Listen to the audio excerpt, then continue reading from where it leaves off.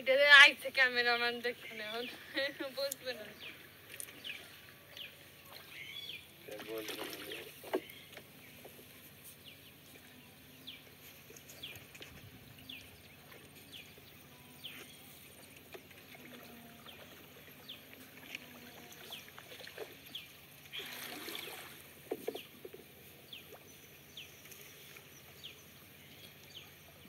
আমরা বের হচ্ছি এখন ঘেরবার যাওয়ার উদ্দেশ্যে। আমার ছোট্ট শালিকা, মিষ্টি শালিকা নৌকা খোঁচাইতে।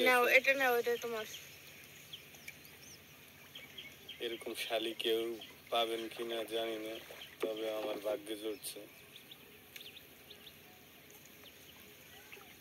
যদি সরকার বাড়ির কোনো